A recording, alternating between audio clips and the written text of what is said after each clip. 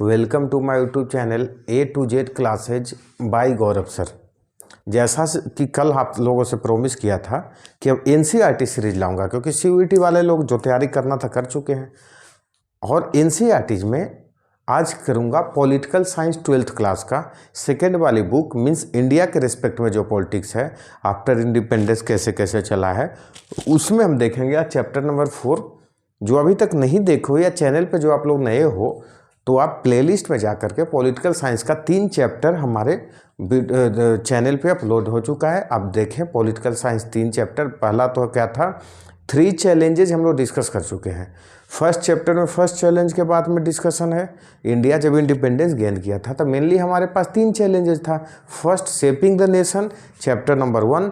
भाई इतने princely states थे ऑलमोस्ट 565, तो प्लस में इंडिया इतना बड़ा location, north to south, east to west, सबको कैसे मिला करके एक भारत का शेप दिया जाए, देश का शेप दिया जाए। पहला चैप्टर बता चुका हूँ, डिटेल चैनल में पढ़ा हुआ देख लें।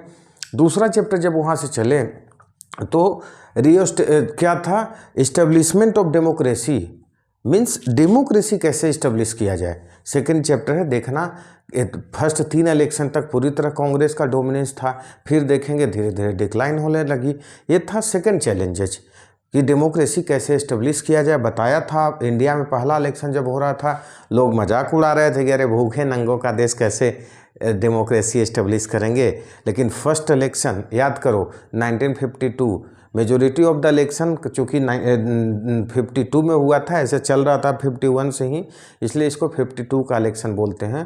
पहला इलेक्शन कमीशन सुकुमार सेन थे, जिनकी बहुत बड़ी क्रेडिट थी इंडिया में डेमोक्रेसी इस्टेब्लिश करवाने में। क्लियर है। थर्ड चैप्टर बताया था well beings of the all, means कैसे कैसे पॉलिसीज अपनाया जाए ताकि सबका वेल बींग्स हो सके। तो 5 ईयर्स प्लान डिस्कस किया था उस चैप्टर में। तो ये था आपका 3 चैप्टर हमारे पास चैनल में पढ़ा हुआ है, प्लेलिस्ट में जाकर के आप देख सकते हैं, डिटेल पढ़ाया हुआ है, ऐसा और कहीं नहीं मिलेगा।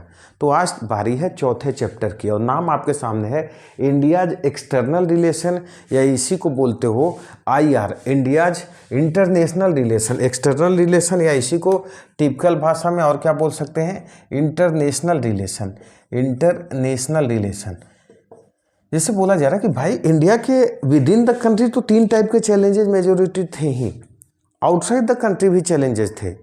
मीन्स सबसे बड़ी चैलेंजेस तो जो इस बुक में डिस्कस करेंगे भी, सबसे बड़ी चैलेंजेस क्या था कि पोस्ट वर्ल्ड वार 2 क्या हुआ था। वर्ल्ड वार 2 के बाद पूरी तरह से वर्ल्ड 2 पार्ट में डिवाइड हो चुका था।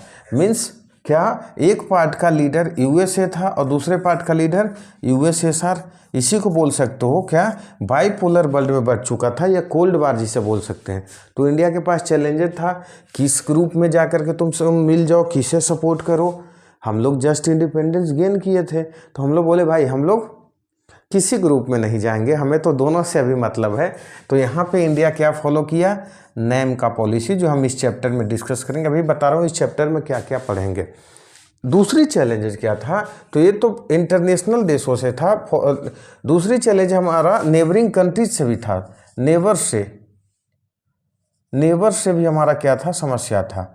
नेबर्स से भी हमारा समस्या था। और इसी में हम लोग डिस्कस करेंगे क्या कि 3 वार भी हम लोग देख लिए, 1962 Indo China, 1965 Indo Pakistan and 1971 Indo Pakistan, India Pakistan. 3 वार भी हम लोग झेले इसी ड्यूरेशन में। तो हमारा पड़ोसी से भी टेंशन था। तो ये तो इस चैप्टर में देखेंगे और मेनली इस चैप्टर को इसी तरह से हम लोग 4 टॉपिक देखेंगे। तो फर्स्ट टॉपिक आपके सामने है, देखेंगे इंटरनेशनल कॉन्टेक्स्ट, बताऊंगा क्या क्या है इंटरनेशनल कॉन्टेक्स्ट, जो इसमें हम डिस्कस करेंगे ये वाली। सेकंड हम लोग देखेंगे इंडिया का policy principles adopted by India, क्या प्रिंसिपल्स एडॉप्टेड बाय इंडिया, मतलब इंडिया क्या पॉलिसी एडॉप्ट किया इंटरनेशनल कॉन्टेक्स्ट में, मीन्स इससे रिलेटेड होगा। देखेंगे कि इंडिया कौन सा पॉलिसी फॉलो किया। ठीक है। थर्ड हम लोग देखेंगे historical relation between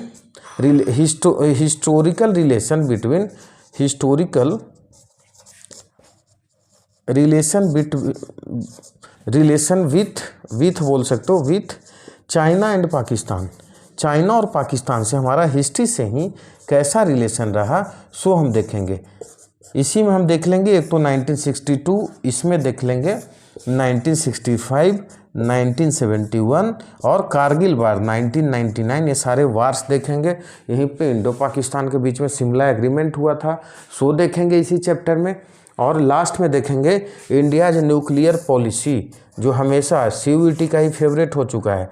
India's nuclear policy, nuclear policy क्या होता है इंडिया का, इंडियाज न्यूक्लियर पॉलिसी, कैसे कैसे इंडिया का न्यूक्लियर बना। और अभी तो हम लोग पोखरण का 25 ईयर्स कंप्लीट किए थे, वो भी न्यूज़ में था 11 मई को, ठीक है, इसी मंथ में। तो ये हम लोग 4 टॉपिक इस पूरे चैप्टर में देखेंगे।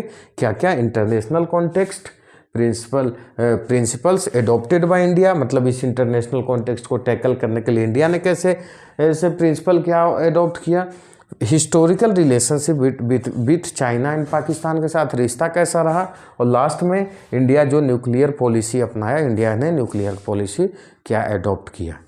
क्लियर है यहाँ तक।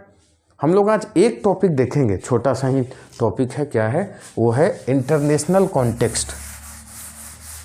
आप लोग पॉज करके स्क्रीनशॉट भी ले सकते हो, ठीक है।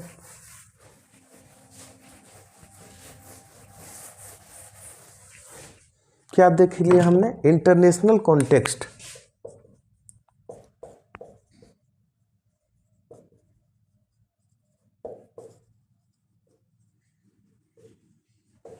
क्या था इंटरनेशनल कॉन्टेक्स्ट उस समय, क्या था।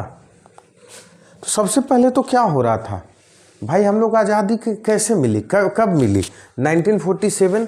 टाइम क्या है दोस्त, सोचो, वर्ल्ड वार 2 ख़त्म हुआ था, वर्ल्ड वार सेकंड, और आपको पता था इसी वर्ल्ड वार सेकंड के बाद बहुत सारे जो देश कॉलोनी थे और उससे डीकोलोनाइजेशन किया गया था। मीन्स बोल सकते हो एंड ऑफ कॉलोनीज, बहुत सारे कॉलोनी का एंड ऑफ कॉलोनीज। हमारा भी एक देश उसमें था, क्या था, हम लोग ब्रिटेन के कॉलोनी थे, ब्रिटेन के गुलाम थे, ब्रिटेन ने हमें आज़ादी दिया था, कॉलोनी का एंड हुआ था। ऐसे ऐसे बहुत सारे देश सेकेंड वर्ल्ड वार के बाद उनको इंडिपेंडेंस मिली थी। ये था इंटरनेशनल कॉन्टेक्स्ट। तो जैसे ही इंडिपेंडेंस मिली तो जो न्यूली इंडिपेंडेंट कंट्री थे मेरे दोस्त, तो न्यूली इंडिपेंडेंट कंट्रीज के पास चैलेंजेस भी बहुत थे। न्यूली इंडिपेंडेंट कंट्रीज के पास सोचो क्या क्या चैलेंजेस होते हैं। तो सबसे पहले तो चैलेंजेस क्या था, तो एक तो यार वेलफेयर करो, और दूसरा किसी तरह डेमोक्रेसी एस्टेब्लिश करो। याद करो, हमारे देश अपने देश से भी कंपेयर करो, यही चैलेंज ऑलमोस्ट सबके पास था। क्या, तो भाई एक तो लोगों का वेलफेयर करो, chapter number 3 well beings of the all, discussed already कर चुका हूँ, डिस्कस है कहाँ पे, प्लेलिस्ट पे आप देख सकते हो। और दूसरा डेमोक्रेसी एस्टेब्लिश करो, चैप्टर नंबर 2, ये भी कर चुका हूँ। ये पहला तो चैलेंज न्यूली इंडिपेंडेंट कंट्रीज के था कि भाई साहब किसी तरह हमें एक करना है पहले। और क्या चैलेंजेस था, कुछ चैलेंजेस तो इंग्लिश मैन देख कर कहीं गए थे भाई, अंग्रेज लोग ब्रिटिशर्स तो हमें देख कर कहीं गए थे। कुछ चैलेंजेस, क्या चैलेंज दे करके गए थे सर, बहुत सारे देशों से रिलेशन ख़राब करके गए थे भाई। वर्ल्ड वार आप लड़े हो और आप मेरे पे राज कर रहे थे, अभी छोड़ करके गए हो, तो उसका इफेक्ट तो मेरे पे भी रह गया। जैसे जापान से बिल्कुल रिश्ता ख़राब था, जर्मनी इटली से बिल्कुल रिश्ता ख़राब था। और साथ में साथ क्या चैलेंजेस दे करके गए, पार्टीशन के बाद, और एक क्या, पार्टीशन के बाद और क्या रिलेशन ख़राब हो गया, तो हमारा बाउंड्री भी तो नेबर से ख़राब था। नेबर से हमारा बाउंड्री फिक्स नहीं हो पाया था, आज भी चलता है ना। Red Cliff line, India Pakistan के बीच का बाउंड्री का नाम क्या है पूछा जाता है, क्या बोलोगे, रेड क्लिफ लाइन।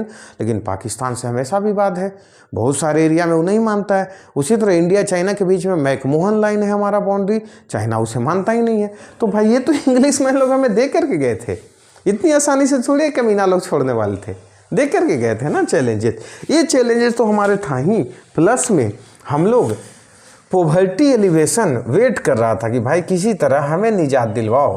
इतनी ज़्यादा पोवर्टी हमारे देश में थी, तो ये वाली तो ऑलरेडी वेट ही कर रहा था हमारे देश में। और क्या रहा, और इसके बाद हम चलेंगे तो देखेंगे कि भाई क्या रहा, कि हमने क्या पॉलिसी अपनाया, इसके बाद भी, तो हमने पीस का पॉलिसी अपनाया कि भाई peace with respect of sovereignty, peace with respect of sovereignty, sovereignty, respect with sovereignty means हम शांति प्रिय हैं और अपनी संप्रभुता इसे बोलते हैं हिंदी में। संप्रभुता मीन्स बोल सकते हो हम इंडिपेंडेंट है, अपना डिसीजन खुद ले सकते हैं, इसकी रिस्पेक्ट हमारी होनी चाहिए। हमारी क्या होनी चाहिए? इसकी रिस्पेक्ट होनी चाहिए और हम भी दूसरे को रिस्पेक्ट करेंगे। ऐसा नहीं कि केवल मेरा ही हो ये सोवरनिटी का रिस्पेक्ट हो और हम दूसरे पे अटैक कर देंगे, या छोटा मोटा मान लो देश है कोई हमारे आसपास में, तो हम उसको जा कर के क्या करेंगे, हम उसको जा कर के किसी तरह से कब्जा कर लेंगे उसके कोई ज़मीन को। जी नहीं, हम ये भी नहीं चाहे थे। और उसी समय हमारा कॉन्स्टिट्यूशन जब बना तो याद करो, कॉन्स्टिट्यूशन का एक पार्ट होता है DPSP, directive principle of the states. ऐसे जब बढ़ाऊँगा, जब लक्ष्मीकांत तो डिटेल बताऊँगा। पार्ट फोर्थ कॉन्स्टिट्यूशन का आर्टिकल कौन सा दोस्त? फोर्थ पार्ट में आर्टिकल 36 to 51, और 51 आर्टिकल स्पेशली है क्या? आर्टिकल 51 स्पेशली हमारा पीसफुल कोएग्जिस्ट विथ नेबर्स या इंटरनेशनल कम्युनिटी। मीन्स बोल सकते हो पीसफुल रिलेशन रखना अदर कंट्रीज से। अदर कंट्रीज से क्या करना है? अदर कंट्रीज से हम क्या करेंगे? पीसफुल रिलेशन रखेंगे, पीस मेंटेन रखेंगे, पीसफुल रिलेशन रखेंगे, पीस रखेंगे। ये हमारा कॉन्स्टिट्यूशन में ही लिखा था। और याद करो डायरेक्टिव प्रिंसिपल क्या बताता है? पब्लिक के लिए नहीं है, गवर्नमेंट के लिए। गवर्नमेंट को गाइड करता है कि आपको ऐसे चलना है। तो इसको फॉलो करके उस समय हमें करना था। हम तो शांति चाहिए, हमें सोवरनिटी की रक्षा हो। और बताया 2 ग्रुप बटा हुआ था, USA और एक USSR, बाईपोलर वर्ल्ड था। और नेक्स्ट बुक में भी देखेंगे, इसी को बोलते हैं कोल्ड वार। तो इंडिया के पास ऑप्शन था किस में जाकर के मिले, USA के तरफ मिले या USSR के तरफ मिले। इंडिया बोला भाई हम कहीं भी नहीं मिलेंगे, हमारा एक टारगेट ही नहीं कि किसी एक में मिल जाओ, टेंशन को और बढ़ाओ। तो हम क्या करेंगे, हम दोनों के बीच में पीसफुल को एग्जिस्ट चालते हैं। और यहीं से सुने होंगे नैम की policy, non aligned movement. India का क्या पॉलिसी रहा? Non aligned movement. क्यों रहा? इंडिया कभी नहीं चाहता था कि हम किसी एक ग्रुप में जा कर के मिले। यहीं से इंडिया ने क्या किया, पॉलिसी रहा, इंडिया रखा नॉन अलाइंड मूवमेंट। अब देखो, अब ये पॉलिसी नॉन अलाइंड मूवमेंट, हम लोग सेकंड टॉपिक पे आ गए। ये तो इंटरनेशनल कॉन्टेक्स्ट डिस्कस कर लिए, तो नैम के बारे में डिटेल डिस्कस मैं इस लेक्चर में नहीं करने वाला हूँ। अगले से बस इतना सोचो कि नॉन अलाइंड मूवमेंट, हाँ कुछ क्वेश्चन जरूर है कि क्या है इंडिया का वो स्टांस सही था, या जो पॉलिसी अपनाया नॉन अलाइंड मूवमेंट का क्या सही है था उस समय, या क्या आज नैम की रेलिवेंस है। तो देखेंगे कि जब सेकंड वाले बुक में भी डिटेल देखेंगे कि जब USSR डिसइंटीग्रेट हो गया तो देखेंगे कि वर्ल्ड ही बाइपोलर बन गया, तो नैम की एग्जिस्टेंस बचा या न बचा वहाँ डिस्कस करेंगे। यहाँ पे क्या किया इंडिया, किसी ग्रुप में नहीं मिला और बोला भाई, हमारे लीडर कौन थे? नेहरू थे। नेहरू बोले हमें चाहिए peaceful coexistence, peaceful existence with respect of sovereignty. हमारा सोवरनिटी का भी रिस्पेक्ट, पड़ोसियों का भी रिस्पेक्ट। और इसी समय देखना इंडो चीनी भाई भाई का नारा होता था और पंचशील एग्रीमेंट हम लोगों ने साइन किए थे। भले चाइना नहीं माना, 1962 में आगे देखेंगे मेरे पे अटैक कर दिया, पीठ में छुरा घोंपने वाली काम था। नेहरू जी उस सदमे में चले गए क्योंकि वो तो बेचारे हिंदी चीनी भाई भाई कर रहे थे। और लोग बोला जाता कि उसके बाद नेहरू जी को किसी ने हंसते नहीं देखा, बाद में उसी सदमा में डेथ ही हो गई। खैर वो सब बात की बात है, पॉलिटिकल साइंस लंबा डिस्कस करेंगे। इसी तरह से आज यहीं तक इस लेक्चर को रखते हैं। तो आज एक बार रिवीजन, हमेशा की तरह क्या किया सर, हमने शुरुआत किया कि फर्स्ट 3 चैलेंजेस तो इंडिया का के विद इन द कंट्री था, देश के अंदर, जो हमारे तीनों प्लेलिस्ट में पड़ा हुआ है। चैप्टर 1, 2, 3 देख लें। आज हमने शुरू किया इंटरनेशनल चैलेंजेस, क्या क्या इंडिया को उस टाइम मिला। तो इस टॉपिक में सर हम 4 चीज़ पढ़ने वाले थे। एक international context, second topic next day पढ़ेंगे उस कॉन्टेक्स्ट में इंडिया ने क्या अप्लाई किया। तो देखेंगे नैम, थर्ड, इंडिया का relation with China and Pakistan कैसे कैसे रहा, वार भी हुआ, देखेंगे। एंड लास्ट टॉपिक क्या पढ़ेंगे हम, इंडिया का न्यूक्लियर पॉलिसी। वो सब बात की बात है। आज हमने क्या शुरू किया सर, आज हमने इंटरनेशनल कॉन्टेक्स्ट शुरू किया। देखा कि उस समय जस्ट जो डीकोलोनाइजेशन हुआ था, जो जो कंट्री नया बने थे सेकेंड वर्ल्ड वॉर के बाद, उनमें मेन समस्या था कि भाई पॉवर्टी हटाओ और क्या करो, वेलफेयर करो और डेमोक्रेसी इस्टेब्लिश करो। तो कि भाई देश ही आज़ाद हो, मतलब तानाशाही से तो निकले हैं, लोगों में एटीट्यूड ही तानाशाह वाला है, कहीं फिर से नया तानाशाह ना बन जाए। तो इंडिया क्या किया, इंडिया में भी चैलेंजेस था क्योंकि पॉवर्टी एलिवेशन वेट कर रहा था, गरीबी हटाओ। इंग्लैंड लोग कुछ चैलेंज दे करके गए थे और इंडिया के पास से दो ही ऑप्शन था भाई, या तो यूएसए वाले ग्रुप में मिलो मीन्स कैपिटलिस्ट बनो, या यूएसएसआर के ग्रुप में मिलो सोशलिस्ट बनो। इंडिया ने बोला हम दोनों में नहीं मिलेंगे, हम पीसफुल इंसान हैं, हाँ दो टेंशन कम करने में यदि हमें कंट्रीब्यूट करना होगा तो करेंगे, इसलिए हम नॉन अलाइन मोमेंट रखेंगे, किसी तरफ अलाइंड नहीं होंगे, किसी ग्रुप के तरफ नहीं। और ये इंडिया क्या किया, नॉन अलाइंड रहा, किसी भी ग्रुप के तरफ अलाइंड नहीं हुआ। तो आज का लेक्चर यहीं तक रखते हैं। इसी तरह आप सपोर्ट करते रहें, वीडियोज को लाइक करते रहो, चैनल को सब्सक्राइब करें यदि अभी तक नहीं किए हो, और शेयर भी करते रहें अपने दोस्तों में। Thank you, thanks a lot.